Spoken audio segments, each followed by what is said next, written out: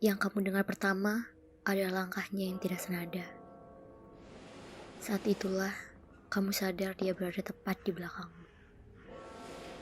Heels dari sepatu sebelah kirinya patah dan dia menyeretnya di tanah setiap dia melangkah. Sangat kontras dengan suara yang dihasilkan dari sepatu satunya. Tolong. Suaranya memohon dengan sedih. Tolong. Aku terluka. Tolong aku. Jangan menengok ke belakang.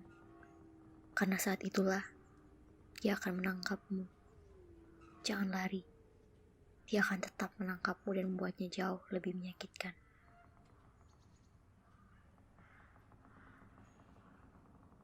Kurang lebih begitulah mitosnya. Semua daerah pasti punya cerita seperti ini. Mitos yang semua orang di daerah itu pernah dengar, ditambah lagi mereka yakin bahwa mitos itu nyata. Karena saudara, sahabat, sepupu, cucu, tetangganya kenal seorang yang pernah langsung mengalami kejadian tersebut. Di daerahku, mitosnya adalah wanita pincang. Dinamakan begitu karena gaya berjalannya yang unik. Katanya sih, dia dulunya adalah seorang guru SD yang muda dan cantik. Dia menjadi korban pembunuhan yang mengerikan. Rutinitasnya adalah pulang jalan kaki ke rumah yang dia tinggali dengan kedua orang tuanya. Suatu malam, ketika berjalan pulang sehabis lembur di sekolah, dia sadar dia sedang diikuti. Dia mempercepat langkah kakinya. Namun orang yang mengikutinya juga menambah cepat langkah kakinya. Sampai akhirnya, keduanya berlari di satu jalan pedesaan yang gelap dengan sawah di kedua sisinya. Heelsnya patah dan pergelangan kakinya terkilir, dan akhirnya dia jatuh. Pengikut itu dapat menutup jarak dan membunuhnya. Pembunuhan yang lambat dan sangat menyiksa, menyebabkan dia dipenuhi dengan memar dan luka tusukan. Setelah pembunuhannya selesai, dia meninggalkan guru itu begitu saja di tengah jalan. Guru itu baru ditemukan pagi keesokan harinya, dan karena jeda waktu yang lama, sangat sulit untuk menemukan pembunuhnya. Beberapa orang bilang kalau si pembunuh telah ditemukan dan ditangkap tidak lama setelah kejadian itu. Tapi ada juga yang bilang bahwa dia masih dalam pencarian, dan si wanita pincang, sebutan orang-orang untuk guru itu, tidak akan tenang di alam sana sampai pembunuhnya tertangkap. Aku sejujurnya kurang percaya dengan cerita ini. Aku sudah sering melewati jalan di mana wanita pincang katanya akan muncul tanpa ada kejadian apapun. Begitu pula dengan orang-orang yang aku kenal.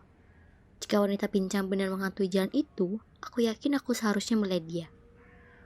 Begitulah yang aku katakan pada Steffi pada waktu makan siang di sekolah, ketika lagi-lagi dia bercerita tentang temannya yang bertemu dengan wanita pincang. Beneran deh, dia lewat jalan itu beberapa malam lalu dan melihatnya. Kalau dia benar lihat wanita pincang, harusnya kan dia mati. Kan seharusnya kamu gak boleh nengok ke belakang. Dia dengar, bukan lihat. Ya udah sih, kamu paham maksudku, Rin. Iya.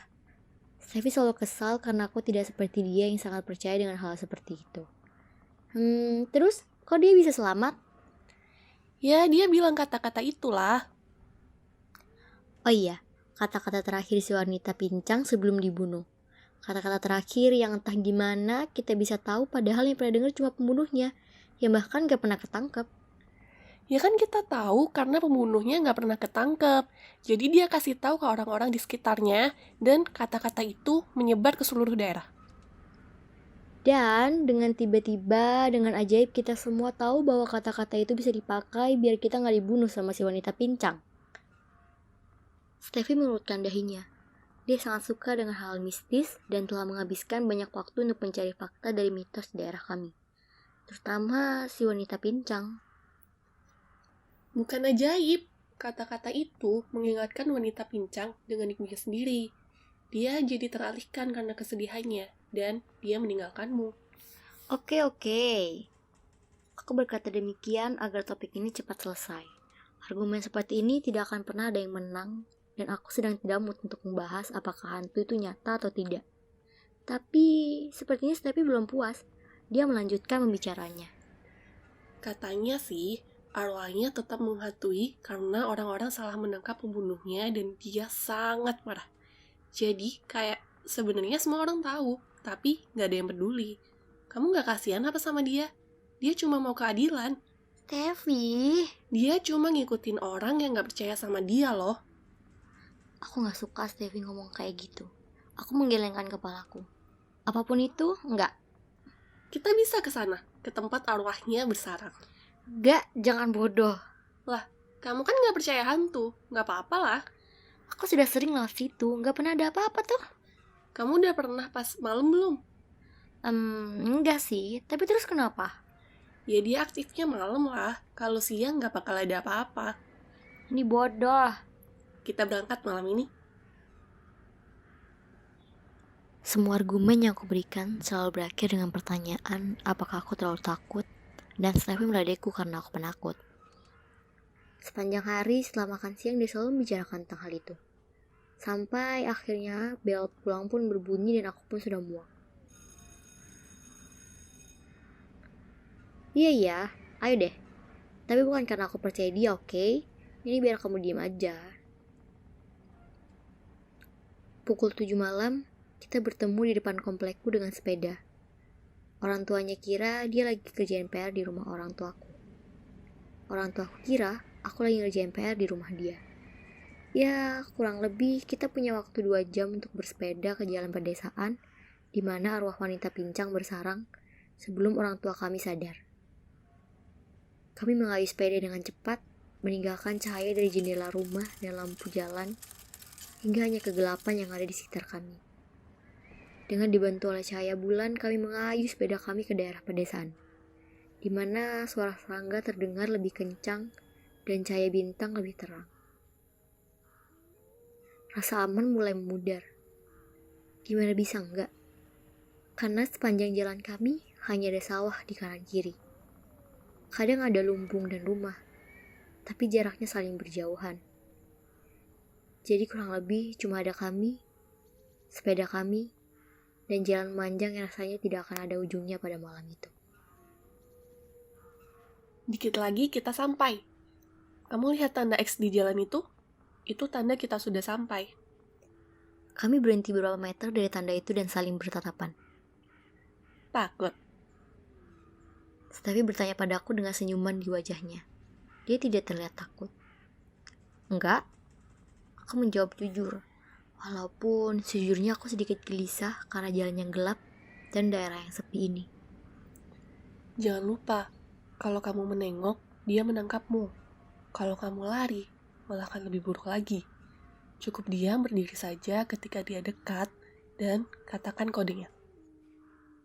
Kami turun dari sepeda dan memasang standar. Steffi meraih tanganku dan mengikat jari-jarinya dengan jari-jariku. Aku bisa merasakan dia gemetaran. Kamu siap? Iya, ayo, biar cepat selesai. Kami berjalan ke lokasi tanda itu dan berhenti. Steffi mengeratkan genggamannya dan menarik napas panjang dengan gemetaran. Ketakutannya mulai berefek kepadaku, mempercepat denyut jantungku.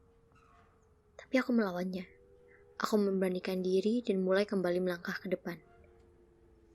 Kami berjalan dengan lambat sepanjang jalan itu, memastikan bahwa pandangan kami terus mengarah ke depan. Steffi terus mengingatkanku dengan bisikan yang gemetaran bahwa melihat ke arah yang lain akan berakibat buruk. 1 atau 2 menit terlewati, walaupun rasanya jauh lebih lama dari itu dan tidak ada apapun yang terjadi. Ketakutanku pun mulai menghilang dan digantikan dengan rasa lega dan bangga karena aku benar. Aku sudah bersiap untuk menengok ke Steffi dan berkata, "Tuh kan, gak ada apa-apa." Dan saat itulah aku sadar betapa sunyinya jalan itu. Tidak ada suara serangga yang berbunyi dengan kencang sebelumnya. Tidak ada saut menyahut dari burung-burung. Tidak ada suara angin yang berhembus melewati kami. Tidak ada suara sama sekali. Hanyalah kesunyian. Aku memastikan hal itu ke Steffi.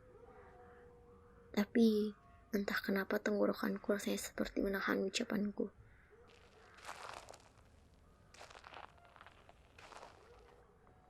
Di belakang kami, terdengar bunyi rumputan yang diinjak. Dilanjutkan suara kerikil yang terinjak. Seperti seorang yang keluar dari pinggir sawah dan naik ke atas jalan.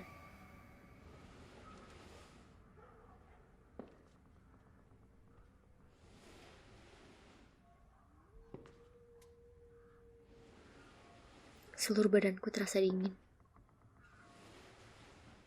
Lina, Aku tidak menyadari bahwa aku menggenggam tangan Sleepy dengan kencang. Aku bisa merasakan matanya menatapku tajam, tapi aku tidak berani melihat dia. Lalu di belakangku, aku mendengar wanita itu mulai merintih dengan suara yang pelan. Lina, Steffi kembali memanggilku. Dia datang. iya ya, aku tahu sekarang wanita pincang itu bohong. Gak usah kayak gitu deh. Suaranya seperti seorang yang sedang berjalan ke arah kami. Perlahan, penuh kesakitan dan tangisan dalam setiap langkahnya. Tolong, aku terluka dan dia masih ada di sini. Steffi, dia datang. Mungkin temanku sadar ada yang aneh dari suaraku. Intonasi yang hanya dapat dihasilkan ketika berhadapan dengan perasaan ngeri yang sesungguhnya. Dia menggenggam telapak tanganku dengan tangan satunya dengan kencang, memastikan agar aku tidak lari. Dia cuma menghantui orang yang gak percaya sama dia. Mungkin karena itu. Terus aku harus gimana? Aku memohon, pikiranku sudah tidak jernih lagi. Seluruh badanku memaksaku untuk lari, menjauh dari makhluk yang semakin lama semakin mendekat. Tapi genggaman Steffi dan rasa takutku membuatku terdiam. Tolong, berputarlah dan tolong aku. Kodenya, kamu harus katakan kodenya ketika dia persis di belakangmu. Kode apa? Aku berteriak, tapi aku tidak bisa berbicara maupun berpikir. Aku cuma bisa mendengarnya. Menurut mitosnya, kamu akan mendengar langkah kaki yang tidak senada dan dilanjutkan dengan tangisannya. Tapi tidak pernah ada yang mengatakan soal baunya. Bau busuk, tanah, dan darah mengalir di udara perlahan mengelilingiku. Aku merasa ingin muntah dan menutup mulutku dengan tanganku yang satunya sambil menggelengkan kepalaku dengan cepat. Aku berusaha menjernihkan pikiranku dan mencari alasan yang masuk akal dari semua keanehan ini. Tapi menarik lenganku dan mencoba mengatakan sesuatu kepadaku. Dia mengulangi perkataannya berkali-kali. Namun suara tangisan wanita pincang membuatku tidak dapat mendengar perkataannya. Bau yang mengelilingiku semakin parah, membuat perutku mual. Aku mencondongkan badanku ke arah Steffi, dan dia menarikku dengan sangat dekat hingga bibirnya tepat berada di samping telingaku. Di tengah ketakutan yang menyelubungiku, aku mendengarnya berteriak. Lina, katakan kodenya. Wanita pincang sekarang berada di belakang. Aku bisa merasakan napasnya tepat di belakang leherku. Kodenya. Aku harus mengatakan kodenya. Kata-kata yang menyebabkan dia mengingat kembali ibunya dan membuat dia teralihkan karena kesedihannya dan meninggalkanmu. Aku mendengar kata-kata Steffi kemarin di kepalaku. Ibunya. Kata-kata yang mengingatkannya kepada ibunya. Kata-kata terakhir si wanita pincang.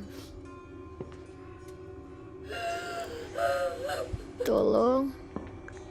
Ibuku menungguku pulang. Maka kakinya berhenti dan digantikan dengan tangisan kencang berintonasi tinggi, tajam dan memilukan. Entah dari mana, aku mendengar suara anjing menggonggong. Serangga-serangga mulai saling bersaut-sautan. Angin bertiup melewati badanku. Ini semua suara kehidupan. Wanita pincang terus melanjutkan tangisannya.